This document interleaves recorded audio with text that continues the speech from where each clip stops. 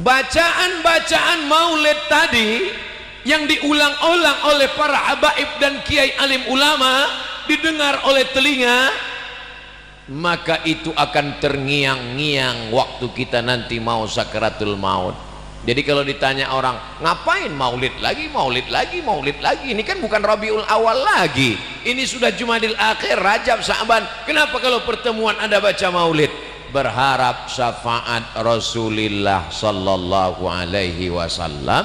Mudah-mudahan saat mau sakratul maut itu orang yang suka bersolawat dibantu waktu sakratul maut ringan. Allahumma hawwin alaina fi sakaratil. Ketika ruhnya keluar, lalu kemudian pertanyaan mungkar nakirnya dapat solawat dimudahkan. Ma rabbuka, man nabiyuka, ma imamuka, ma qiblatuka, man ikhwanuka. Kemudian nanti ketika dibangkitkan di padang mahsyar, idza sama'um fatarat wa idzal kawakibun tasarat wa idzal bi'aru fujirat wa idzal quburu bu'sirat. Ketika dibangkitkan di kubur dimudahkan. Ketika ditimbang amalnya, fa amma man saqulat mawazinuh, siapa yang berat timbangannya, fa huwa fi 'ishatir radiyah, maka dialah hidupnya diridhai Allah. Tapi jangan gara-gara ayat ini ibu enggak diet lagi. Kenapa? Kan yang berat timbangannya hidupnya diridhai Allah Pak Ustadz. Timbangan amal maksudnya, bukan timbangan badan. Orang yang bersolawat maka dimudahkan nanti ketika hisab, wal afwa indal hisab. Orang yang banyak bersolawat dimudahkan ketika meniti titian ihdinas siratal mustaqim. Orang yang banyak bersolawat maka dia paling dekat nanti di surga Jannatul Firdaus, aqrabu majlisan, dekat majlisnya. Jadi kalau ditanya kenapa maulid, maulid, maulid? Majlis maulid itu sesungguhnya adalah majlis sodakoh. Mentang-mentang tadi keluar uang masuk kotak, betul sodakoh, tapi utamanya adalah majlis solawat. Salatullah salamullah ala taha rasulillah. Salatullah salamullah ala yasin habibillah. Tawassalna bismillah wa bil hadi rasulillah wa kulli mujahidin lillah bi ahlil badri ya Allah. Diiringi oleh anak-anak muda hadrah. Apa nama hadrahnya Ustaz? Akhlakul Mustafa, akhlaknya Rasulullah. Sudah acara maulid keliling, ngajinya dengan habaib dan ulama, tapi acara nikahnya masih pakai keyboard tunggal, artisnya pakai rok pendek. Pulangnya tak perlu lagi diceritakan, sakit hati ibu nanti. Maka undanglah saat walimah anak nikah pakai hadrah, saat akikah pakai hadrah, saat sunatan pakai hadrah. Setuju? Saya berapa kali nggak datang acara walimah. Ustadz Somad ini katanya kalau diundang wajib datang. Seringkali dia ceramah idza da'aka fa'ajibhu, kalau diundang datang. Ustadz sudah kami undang, undangannya diantar ke rumah, yang lain pakai WA. Ustadz dikirim undangannya langsung datang ke rumah. Kenapa Ustadz nggak datang? Aku datang. Kok nggak ketemu kemarin? Aku nggak masuk ke dalam. Kenapa nggak masuk? Waktu aku mau masuk kalian sambut dengan lagu jatuh bangun aku mengejarmu. Ngapain saya masuk? Daripada jatuh bangun mendingan pulang. Kita mau masuk, dia sambut dengan lagu cinta satu malam. Itu kan kumpul kebo. Mohon maaf ada anak-anak. Dia sambut dengan lagu selimut tetangga. Ngapain dibahas? Ini perbuatan maksiat. Selingkuh itu indah. Nauzubillah. Lagu-lagu itu menginspirasi, mengajak orang berselawat kepada Nabi. Iramanya indah-indah, dilakukan oleh anak muda. Saya senang sekali malam ini yang menyanyikan hadrah itu anak-anak muda, laki-laki. Laki-laki semua tadi kan? Kadang ini ada maulid Nabi yang nyanyi perempuan, lagunya biasa aja, lipstiknya 2 inci. Perempuan itu suaranya bagus baca Quran, suaranya bagus solawatan, tapi kalau dilihat laki-laki yang tidak mahram, suami orang melihat istri orang, banyak perempuan pakai jilbab bagus, pakai baju bagus, wajahnya glowing di depan suami orang, di depan istrinya sendiri seperti mak lampir, nyi blorong, sundel bolong, suster ngesot. Loh, hafal semua nih Pak Ustadz. Jamaah yang dimuliakan Allah. Tapi malam ini Masya Allah tabarakallah, majelis salawat kita insya Allah diridhai Allah, disenangi Rasulullah. Kenapa? Karena tidak campur antara laki-laki dan perempuan. Tuh kok ada perempuan, mereka terjebak di tengah laki-laki. Masya Allah tabarakallah. Ini yang baik-baik ini kita bawa insya Allah. Apa pelajaran dari Bekasi? Silaturahimnya terjaga. Apa pelajaran dari Bekasi? Cerita judulnya tepat, mengingat mati, supaya masyarakat ini diingatkan pada mati. Wa kafa bil mauti wa'iza. Ada nasihat yang tidak bersuara, ada nasihat yang bukan khutbah, bukan ceramah, bukan tausiah, bukan tazkirah. Dia diam 1000 bahasa. Nasihat itu bernama mati. Siapa yang menasihati Ustadz Abdul Somad? Enggak ada. Enggak ada orang menasihati saya sampai sekarang. Saya datang ke Kiai, Kiai tolong nasihati saya. Saya kalau tausiah, saya cari para alim ulama yang tua-tua, yang sepuh-sepuh, minta nasihat, minta doa. Mereka enggak kasih nasihat.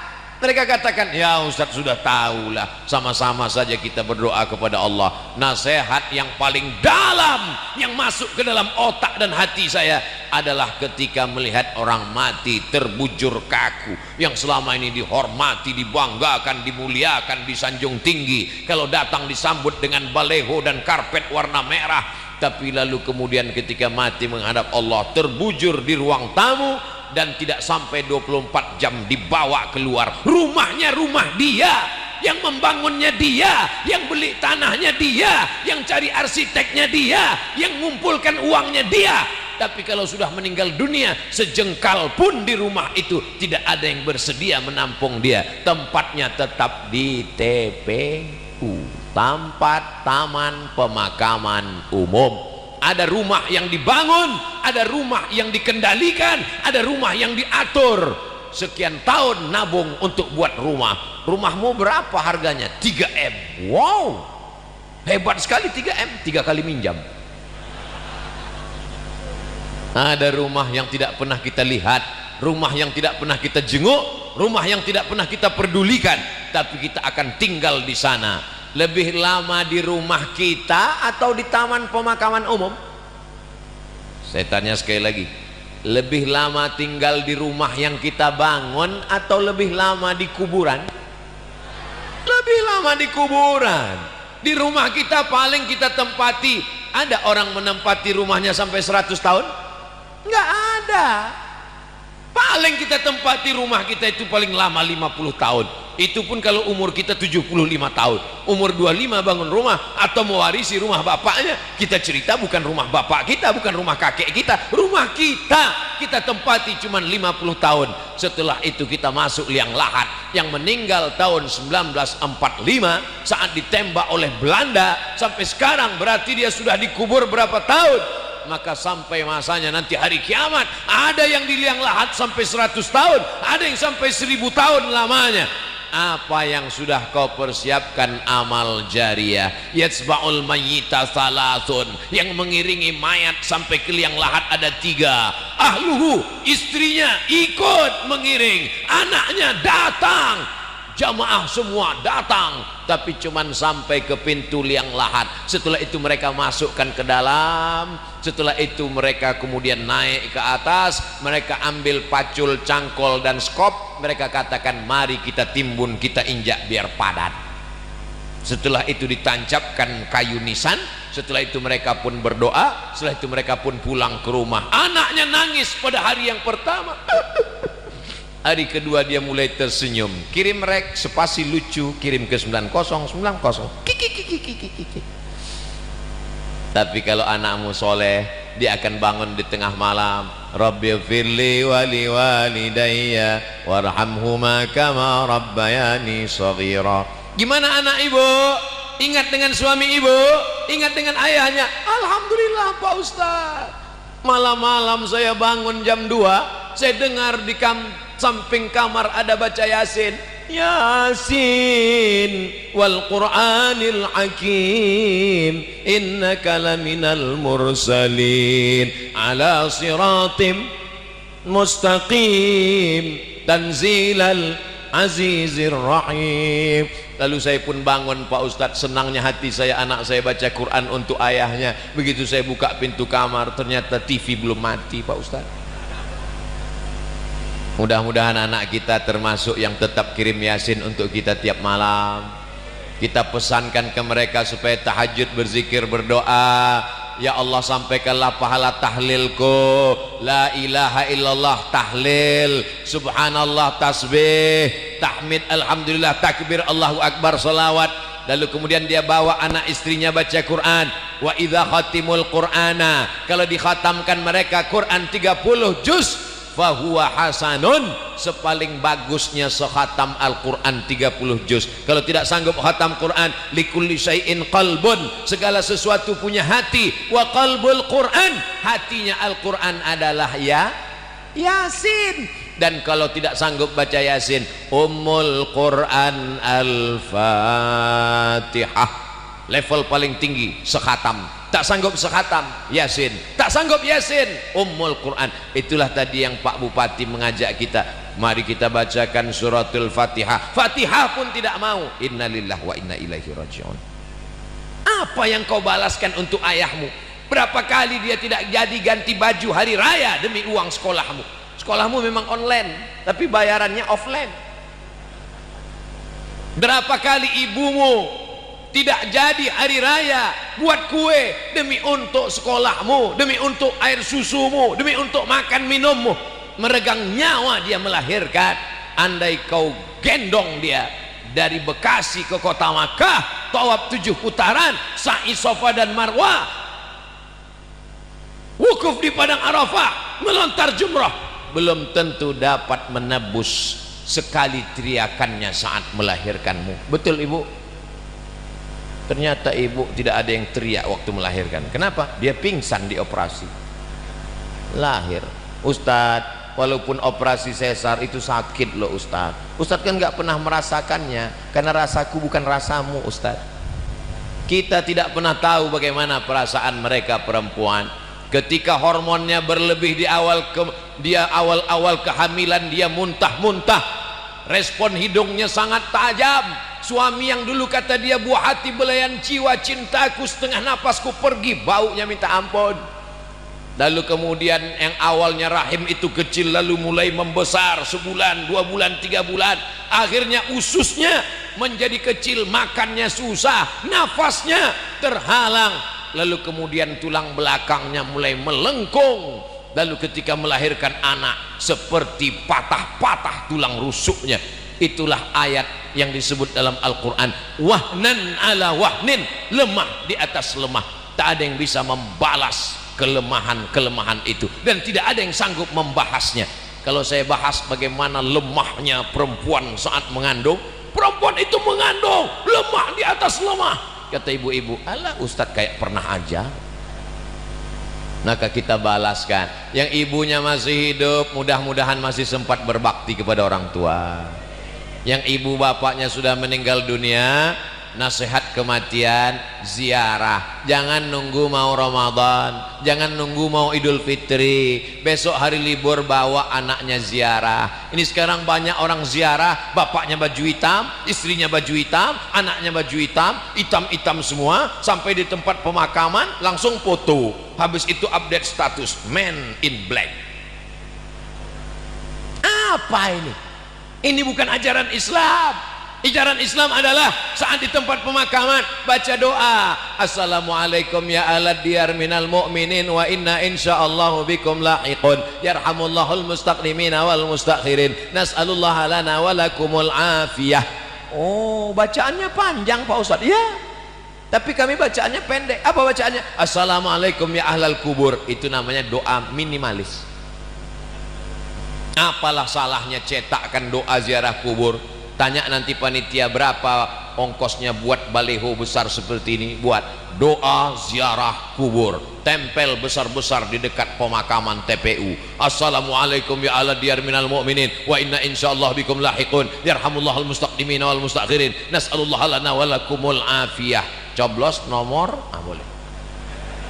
Daripada baliho yang enggak jelas ujung arahnya, nyangkut ke pokok kayu, diambil Satpol PP, dibakar, mendingan di samping kuburan mengingatkan orang.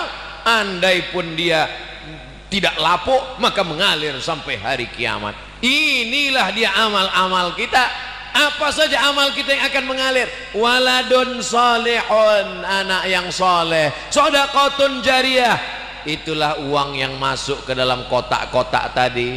Beli semen, batu bata, kerikil, atap, tenda, lampu, AC, mihrab, mimbar, kipas angin, itu semua akan mengalir. Siapa yang mewakafkan tanah masjid ini dulu? Siapa yang membangunnya? Siapa yang ngasih semen? Siapa yang ngasih kosen? Siapa yang ngasih kaca? Kita tidak tahu, tapi pahalanya dari mulai tadi petang sampai malam, sampai sholat subuh besok, zuhur, asar, maghrib, isya, subuh, zuhur, asar, maghrib, isya, Ramadan, tarawih, witir, idul fitri, idul adha, hari raya kurban, sampai hari kiamat, mengalir pahalanya ke liang lahat. Mudah-mudahan sebelum mati kita sempat bangun masjid. Masjid apa namanya? Masjid Al-Mustaqim. Siapa yang buat? Pak Kapolsek. Masjid apa namanya? Masjid As-Somad. Siapa yang buat? Ustadz Somad. Sudah ada? Belum lagi. Tapi insya Allah kalau kita berniat sebelum mati mesti ada. Saya diundang ke Jambi, diajak untuk meresmikan masjid. Jalannya jauh, naik mobil. Dalam hati saya, mau dibawa kemana lah ini? Begitu sampai, musola kecil. Ya Allah, apa kelebihan musola ini? Apa kelebihannya? Berikut ini mari kita dengarkan kata sambutan dari Bapak Kapolsek. Saya sebagai Kapolsek, kumisnya melintang. Saya sebagai Kapolsek di tempat ini, Pak Ustadz risau karena tidak ada tempat sholat. Orang sholat di kamar. Maka saya kumpulkan di antara anak-anak buah saya. Kita beli semen, batu bata, akhirnya jadilah musola ini. Dan saya bertekad kalau siap, yang meresmikannya adalah Ustadz Somad. Oh, begitu kronologisnya. Dan orang tidak berani nolak. Kasih semen, siap. Jadilah musola. Jabatanmu tak lama, tapi yang kekal abadi adalah masjid. Presiden kita, proklamator kita, Insinyur Soekarno cerdas. Di saat Indonesia tidak semakmur sekarang, uangnya tidak banyak, baru saja diserang oleh Belanda dan Jepang, dia sempat berpikir untuk membangun masjid terbesar di Asia Tenggara. Itulah dia Masjid Istiqlal. Sampai Presiden Amerika pun masuk ke dalam. Semua orang-orang yang masuk ke dalam Masjid Istiqlal itu kalau masuk berdecak kagum seperti melihat kucing. Wow, amazing, kata dia. Apa amazingnya? Tiangnya banyak sekali, kata dia. Luar biasa. Sampai sekarang mengalir pahalanya sampai hari kiamat. Berganti lagi zaman, akhirnya setiap kabupaten, setiap kota di Indonesia ada masjid. Punya ciri khas. Punya ciri khas. Apa dia? Bangunannya tidak pakai kubah, tapi pakai atap seperti masjid kerajaan Islam Demak, bangunan Wali Songo. Dan itulah dia sampai sekarang disebut dengan Masjid Muslim Pancasila. Sampai hari kiamat akan mengalir pahalanya. Maka kita pun berpikir, jangan mati sebelum bangun masjid. Saya nggak bisa bangun masjid Pak Ustadz, bangun musola nggak apa-apa. Surau Pak Ustadz, oke. Langgar Pak Ustadz, nggak apa-apa. Orang Jawa dilanggar nggak mati. karena dia berzikir di dalam langgar, dalam surau. Hanya saja surau, langgar dan musola tetap di dalamnya usolli sunnatan tahiyatal masjid, karena di sana ada sholat 5 waktu, subuh, zuhur, asar, maghrib, isya. Bedanya cuman nggak ada sholat Jumat. Di masjid kita ini ada, ini surau apa langgar apa musola? Ini masjid. Dari mana Ustaz tahu masjid? Ada mimbarnya, ada sholat Jumat. Di tempat kami ada mimbar Pak Ustaz, tapi nggak ada sholat Jumatnya. Berarti itu mimbar dangdut. Mimbar tempat khotib naik ke atas menyampaikan khutbah, usikum wa nafsi bitaqwallah, aku pesankan kepada kamu, takutlah kepada Allah. Laki-laki yang gagah, perkasa, sehat, tidak musafir, tidak sakit, maka dia mesti mendengar wasiat takwa yang disampaikan dari mimbar. Kenapa tablik akbar kita tidak dibuat di dalam masjid? Barulah sadar, karena kalau dibuat dalam masjid tidak muat. Ini masjid nampaknya kekurangan, bukan kekurangan jamaah. Banyak sekarang masjid kekurangan jamaah, tapi di Bekasi masjid kekurangan tempat. Insya Allah panjang umur sehat badan, masjid ini semakin besar insya Allah, amin. Kalau mau tahu berhasilnya tablik akbar malam ini, lihat subuh besok. Kalau subuh besok sopnya bertambah, berhasil. Tapi kalau cuman pemain inti yang azan tetap itu, as-salatu khairum minan naum, hancurlah kita. Tapi begitu besok as-salatu khairum minan naumnya luar biasa. As-salatu khairum minan naum, semangat anak bangun, datang dia ke masjid semua. Alhamdulillah Pak Ustadz, sejak Ustadz Somad tausiah kemarin, anak saya rajin sholat duha Pak Ustadz. Cuman ada yang mengganggu pikiran saya. Kenapa Bu? Doanya pakai kunut. Itu namanya subuh kesiangan Bu. Pas ditanya sama ibunya, kenapa kamu sholat subuhnya jam 8? Masih syukur aku sholat subuh, kawanku nggak sholat sama sekali. Ini logika terbalik, otaknya sungsang. Kalau mau lihat dunia boleh lihat ke bawah, tapi kalau untuk akhirat, lihatlah orang yang istiqomah ke masjid subuh, zuhur, asar, maghrib, isya, masjid ke masjid ke masjid. Lihat tuh anak muda ke masjid terus, tertulis di bajunya biker subuhan, zuhur hilang. Sedangkan subuh yang berat lawan ngantuk aja dia datang. Sedangkan subuh yang matanya lelap, tidur pulas, mengigau, tetap dia lawan datang ke masjid. Apalagi zuhur, asar yang melek. Sedangkan zuhur, subuh saja siap dia jadi imam, padahal suaranya jelas, Bismillahirrahmanirrahim, Alhamdulillahi Rabbil Alamin. Apalagi kalau cuman nggak bersuara, Allahu Akbar.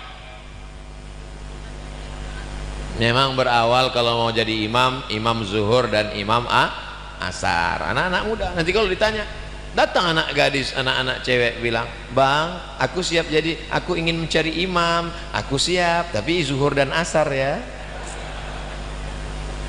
Maka kalian pun mesti pintar-pintar. Kalau mau tulis update status besok, aku mau cari imam maghrib, subuh dan isya. Yang zuhur ngantri dulu. Berawal dari keterpaksaan, berubah menjadi kebutuhan, akhirnya kebiasaan. Allah bisa karena biasa. Tadi tausiah saya mulai jam 9 kurang 10, sekarang jam 10 kurang 10, 60 menit kita bersama sesuai tertulis di botol minuman santri. Oh, botolnya kecil, 330, berarti udah lewat, mestinya setengah jam tadi. Tapi orang Bekasi ini cerdas, dia buat sesuatu yang berkesan, dia kasih susu. Masya Allah, tabarakallah. Ustadz nggak boleh minum air manis karena suaranya menggelegar, tenggorokannya panas. Dikasih air manis yang panas, suaranya hilang, pita lehernya rusak. Nanti umurnya sekian, ceramahnya apa kabar, serba salah. Nanti dikasih air putih, katanya panitianya nggak respon. Dikasih air susu, air teh, katanya wah susah sekali Ustadz Abdul Somad ini. Enggak, Ustadz Somad tidak pernah mempersulit, mempersusah orang. Kalau bisa dipermudah, kenapa dipersulit? Yassiru, mudahkan urusan orang. Ngundang Ustaz Abdul Somad nggak perlu pakai proposal. Ngundang Ustaz Abdul Somad katanya sulit, mesti kirim DP, mesti pakai pesawat kelas eksekutif, mesti dijemput dengan private jet, mesti dijemput. Hoax, bohong, penipu. Ustaz berapa kali datang ke Jakarta dalam setahun? Jabodetabek, Jakarta, Depok, Bogor, Bekasi, setahun datang 3 kali, berarti 4 bulan sekali. Selama 4 bulan datang 3 hari, tausiahnya 1 hari 3 kali, Jumat, Sabtu, Ahad. Jumat 3 kali, pagi, siang, malam. Sabtu 3 kali, pagi, siang, malam. Ahad 2 kali, pagi, siang, besok pulang. 3 kali, seperti makan obat. Bapak Ibu yang dimuliakan Allah Subhanahu wa taala, kebersamaan kita malam ini di halaman masjid mudah-mudahan membawa kita istiqomah, anak-anak kita menjadi anak para penghafal Quran. Apa yang disampaikan Ustaz Abdul Somad waktu di Bekasi, silaturahim. Yang kedua, ingat mati. Yang ketiga, bagaimana menyelesaikan masalah di negeri kita ini.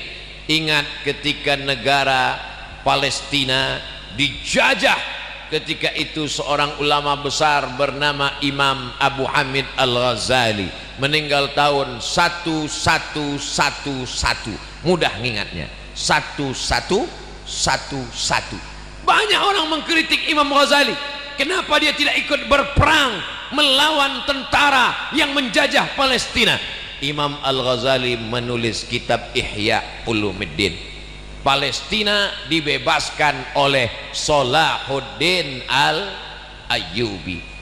Salahuddin, orang barat susah menyebut Salahuddin, menyebutnya Sultan Saladin.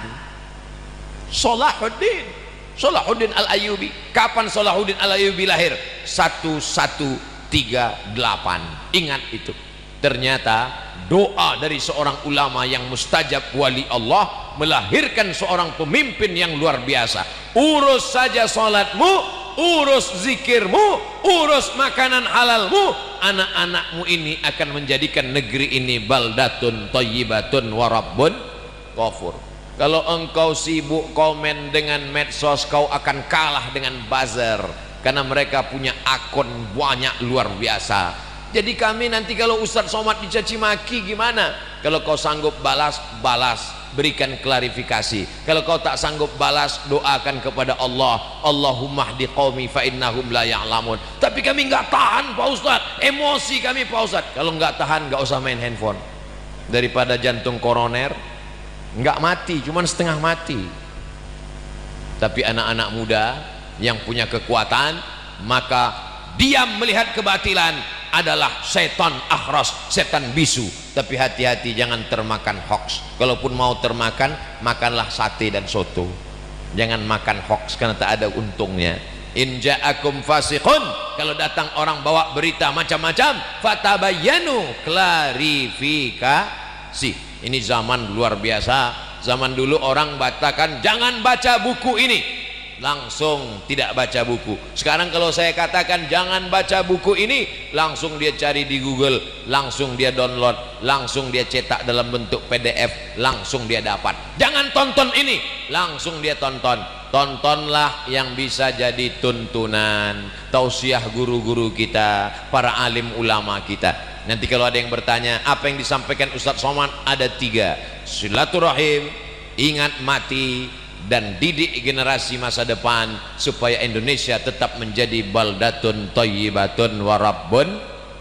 Urus tahajudmu, urus salatmu, urus sedekahmu, urus hidupmu, maka Allah akan mengurus dunia dan akhiratmu. Rabbana atina fid dunya hasanah wa fil akhirati hasanah wa qina adzabannar. Puncak maulid bukan pada tausiah, puncak maulid adalah pada doa. Jangan bubar dulu, khusyuk, istighfar, hadirkan hati, aminkan doa yang akan dipimpin nanti oleh Ketua Majelis Ulama Indonesia Kabupaten Bekasi. Aqulu qauli hadza astaghfirullah li wa lakum. Terima kasih segala perhatian, mohon maaf segala kesilapan dan kekhilafan. Nanti pulang dengan tertib dan damai, jangan biarkan sampah berserakan. tetap jaga protokol kesehatan. Terima kasih. Wassalamualaikum warahmatullahi wabarakatuh.